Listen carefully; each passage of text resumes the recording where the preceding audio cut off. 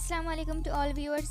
اس episode میں آپ دیکھیں گے حلیمہ سلطان سیلجان سے کہتی ہیں کہ میں نے تمہارے مسئلے میں تمہارا ساتھ دیا ہے، لیکن اب یہ ساری باتیں مجھے ارطغرل کو بتانی ہوگی۔ سیلجان کہتی ہے ابھی مت بتاؤ کیونکہ میرے پاس ان کے خلاف کوئی ٹھوس ثبوت نہیں ہے، اس لیے پہلے گوگچے کی شادی ہو جانے دو، پھر ہو سکتا ہے کہ کورکتبے آیت کے خلاف کوئی نہ کوئی قدم اٹھا دیں۔ لیکن اگر ارطغرل کو ان باتوں کا پتہ چل گیا تو پھر میں نہیں جانتی کہ کیا ہوگا۔ دوسری طرف بانو چیچک اپنی تلوار تیز کر رہی ہوتی ہے۔ اسی دوران آیت وہاں آتی ہے اور کہتی ہے تم نے دودرگا قبیلے کے لیے بہت کچھ کیا ہے اور تم تعریف کے قابل ہو۔ بانو چیچک کہتی ہے کورکتبے اور دورو خاتون نے میرے لیے جو کیا ہے اس کے مقابلے میں یہ تو کچھ بھی نہیں ہے۔ آیت کہتی ہے لگتا ہے تم دورو خاتون سے بہت پیار کرتی تھی۔ بانو چیچک کہتی ہے ہاں میں انہیں دل کی گہرائیوں سے چاہتی تھی، لیکن وہ بغیر کسی بیماری کے فوت ہو گئی، اس کا مجھے بہت دکھ ہے۔ اس کے بعد آیت کہتی ہے موت کا کچھ پتہ نہیں ہوتا کہ کب آ جائے، کل دورو خاتون اور آج ہم۔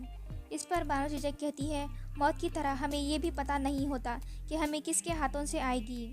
اس دوران بانو چیچک اپنے ہاتھوں میں تلوار پکڑی ہوئی ہوتی ہے اور غصے کی وجہ سے وہ اسے مضبوط پکڑ لیتی ہے، جس کی وجہ سے اس کا ہاتھ کٹ جاتا ہے۔ یہ دیکھ کر آیت اسے رومال دیتی ہے جس سے وہ صاف کرتی ہے اور پھر وہ وہاں سے چلی جاتی ہے۔ اس کے جانے کے بعد آیت اپنے آپ میں ہی کہتی ہے تمہاری موت میرے ہاتھوں سے ہوگی بانو چیچک۔ دوسری طرف حلیمہ سلطان اور ارطغرل قبیلے سے باہر ایک جگہ پر آتے ہیں۔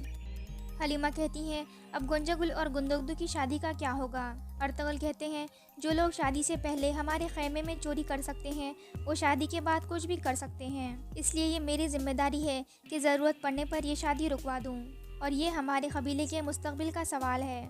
اس کے بعد گندگدو گمشتکین کے خیمے میں جاتا ہے اور کہتا ہے جو بھی ہوا اس کا مجھے بہت افسوس ہے۔ گمشتکین کہتا ہے ارطغرل نے سب سپاہیوں کے سامنے میری بے عزتی کی اور تلوار میری گردن پر رکھ دی تھی، اب تمہارے افسوس سے کوئی فرق نہیں پڑتا۔ تمہاری والدہ نے بھی گنجا گل کو بلا کر اس امانت کے لیے تفتیش کی تھی، اب سے تمہارا اور میری بیٹی کا رشتہ ختم ہوا، اور تب تک میرے خیمے میں نہ آنا جب تک آپ لوگ آپس میں یہ مسئلہ حل نہ کر لو۔ اس کے بعد آپ دیکھیں گے بانو چیچک اپنے زخمی ہاتھ پر پانی ڈال رہی ہوتی ہے، اتنے میں دوان وہاں آتا ہے۔ بانو چیچک کہتی ہے کچھ نہیں ہے دوانال، بس میرا ہاتھ تھوڑا سا زخمی ہو گیا ہے۔ دوان کہتا ہے یہ زخم گہرا بھی ہو سکتا ہے، تمہیں خیال کرنا چاہیے۔ پھر دوان اس کے ہاتھ پر پٹی باندھنے میں مدد کرتا ہے اور کہتا ہے اس کو ایسے دبا کر رکھو تاکہ خون زیادہ نہ بہے۔ اس پر بانو چیچک اس کا شکریہ ادا کرتی ہے۔ اس کے بعد ابن العربی اور گایتری جنگل میں ایک جگہ پر بیٹھ جاتے ہیں۔ گایتری پوچھتا ہے انسان دنیا میں کیا ہے؟ اس پر ابن العربی کہتے ہیں انسان زمین پر اللہ کی مہر ہے، درخت، پودے، سمندر، دریا، پرندے یہ سب کیوں ہیں؟ چاند اور سورج کیوں ہیں؟ یہ سب انسان کے لیے بنائی گئی ہے۔ اس جہان کی ساری خوبصورتی انسانوں کے لیے بنائی گئی ہے تاکہ انسان سکون سے زندہ رہ سکے اور اللہ کا شکر ادا کرے، لیکن انسان ناشکرا ہے، حالانکہ انسان صرف ایک سانس کا محتاج ہے۔ اگر یہ نہ ہو تو انسان فوراً گر جائے، لیکن وہ سمجھتا ہے کہ ساری طاقت اس کے پاس ہے۔ اللہ ہمیں شکر گزار بنائے۔ اس پر گایتری آمین کہتا ہے۔ اس کے بعد ارطغرل وہاں پہنچتے ہیں۔ سلام کرنے کے بعد ابن العربی کہتے ہیں مجھے بتاؤ کہ تم کن کن جگہوں پر ہو کر آئے ہو۔ دوسری طرف قبیلے میں گندگدو حلیمہ خاتون کے پاس جاتا ہے اور کہتا ہے ارطغرل نے ایک بار پھر ہمیں مصیبت میں ڈال کر اپنے بھائی کی شادی توڑ دی۔ اس پر حلیمہ خاتون کہتی ہیں ہر بہادر امید کی ایک کرن ہوتا ہے، تمہیں صبر سے کام لینا چاہیے۔ دوسری طرف آیت گمشتکین سے کہتی ہے ہم اس مصیبت سے کیسے نکلیں گے؟ اس پر گمشتکین کہتا ہے کورکتبے سپاہیوں کی موجودگی میں مرنا چاہیے اور قاتل کو یہیں پر سزا ملنی چاہیے۔ آیت پوچھتی ہے قاتل کون ہوگا؟ اس پر گمشتکین کہتا ہے بانو چیچک۔ پھر گمشتکین کہتا ہے ایک الجھی ہوئی لڑکی جس نے سیلجان کی باتوں میں آ کر کورکتبے کو مار ڈالا، اس طرح سے ہم ایک تیر سے 3 نشانے لگا لیں گے۔ آیت کہتی ہے لیکن ہم لوگوں کو اس بات پر کیسے یقین دلائیں گے؟ گمشتکین کہتا ہے فوراً ایک زہر تیار کرنا شروع کر دو، لیکن مجھے تمہاری ایک اور قربانی کی ضرورت ہوگی۔ آیت کہتی ہے میں مرتے دم تک آپ کا ساتھ دیتے رہوں گی، آپ بتاؤ مجھے کیا قربانی دینی ہوگی؟ اس پر گمشتکین کہتا ہے تمہیں بھی یہ زہر پینا ہوگا، بس تمہیں تھوڑا سا ہی زہر پینا ہوگا اور حکیم ارطغرل تمہیں بچا لے گا، جیسے اس نے کئی دفعہ کورکت کو بچایا ہے۔ اس سے یہ بات ثابت ہوگی کہ بانو چیچک تمہیں اور کورکت کو مارنا چاہتی تھی۔ دوسری طرف ارطغرل ابن العربی کو اپنے سفر کے بارے میں بتا رہے ہوتے ہیں۔ اس کے بعد ارطغرل سب سپاہیوں کے ساتھ ایک خیمے میں بیٹھتے ہیں اور ان سے کہتے ہیں اب ہم درگا اور ان کی زمینوں سے بہت تنگ آ چکے ہیں۔ اب ہم دوبارہ بیزنطین کی سرحد پر جائیں گے، لیکن اس دفعہ ہم اکیلے نہیں جائیں گے بلکہ ان لوگوں کو بھی ساتھ لے کر جائیں گے جو ہم پر یقین کرتے ہیں۔ ہم ان سب کو آہستہ آہستہ ہجرت کرنے کے لیے راضی کریں گے۔ اس کے بعد ارطغرل عبد الرحمن سے کہتے ہیں، مجھے تم سے ایک چیز چاہیے۔ جیسا کہ پہلے میرے والد سلیمان شاہ کی حفاظت کی ذمہ داری تمہاری تھی، ویسے ہی حائمہ خاتون کی حفاظت کی ذمہ داری بھی تمہاری ہے۔ اس پر عبد الرحمن کہتا ہے، میں حائمہ خاتون کے لیے اپنی جان بھی قربان کر سکتا ہوں۔ اس کے بعد گندگدو حائمہ خاتون کے پاس جاتا ہے اور کہتا ہے، کورکد بھی آپ کو بلا رہے ہیں اور گمشتکین بھی ان کے ساتھ ہیں اور وہ موجودہ مسئلے پر آپ سے بات کرنا چاہتے ہیں۔ حائمہ خاتون کہتی ہیں، یہ مسئلہ ایک ہی صورت پر حل ہو سکتا ہے کہ جس نے بھی وہ مہر چوری کی ہے وہ سامنے آ جائے، ورنہ کوئی بھی ارطغرل کو روک نہیں سکے گا۔ پھر حائمہ خاتون کہتی ہیں، ابھی ہمیں چلنا چاہیے، کورکد بے نے ہمیں بلایا ہے، ہمیں انہیں زیادہ انتظار نہیں کروانا چاہیے۔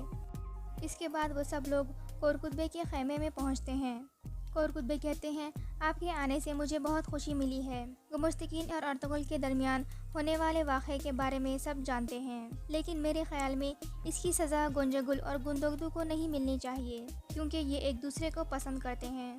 پھر گمشتکین کہتا ہے، گندگدو میرے بیٹوں کی طرح ہے اور یہ ایک بہادر انسان ہے، کوئی بھی شخص اپنی بیٹی اسے سونپ کر فخر محسوس کرے گا، لیکن یہ مسئلہ دو سردار خاندانوں کے درمیان ہے، اس لیے جب تک ارطغرل مجھ سے خود آ کر معافی نہیں مانگ لیتا تب تک گندگدو اور گنجگل کی شادی ہونا مناسب نہیں ہے۔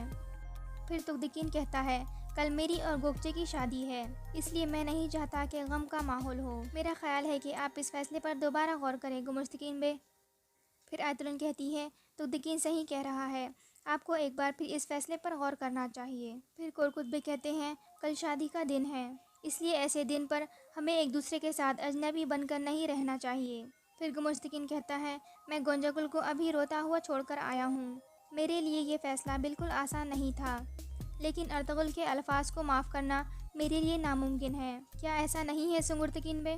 سنگرتکین کہتا ہے، ابھی تک یہ نہیں دیکھا گیا کہ ارطغرل نے کوئی غلطی کی ہو، لیکن میری دعا ہے کہ اس دفعہ وہ غلط ہو۔ پھر حائمہ خاتون کہتی ہیں، ہم یہ فیصلہ اس وقت کریں گے جب یہ پتہ چل جائے کہ ارطغرل صحیح ہے یا غلط، کیونکہ جیسا کہ گمشتکین نے کہا ہے کہ یہ مسئلہ دونوں سردار خاندان کے درمیان ہے، اس لیے سچ سامنے آنے تک ان دونوں کی شادی نہیں ہو سکتی۔ اس کے بعد سب لوگ اپنے اپنے خیموں میں چلے جاتے ہیں۔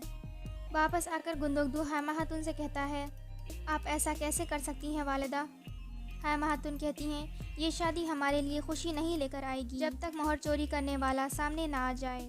اسی دوران ارطغرل بھی وہاں آتے ہیں۔ گندگدو اسے دیکھ کر کہتا ہے، اب تم خوش ہو بھائی، تمہاری خواہش پوری ہو گئی ہے، تم نے ہمارے قبیلے کو مصیبت سے بچا لیا ہے۔ پھر وہ کہتا ہے، اللہ کرے کہ آپ لوگوں کا فیصلہ صحیح ہو۔ یہ کہہ کر وہ وہاں سے چلا جاتا ہے۔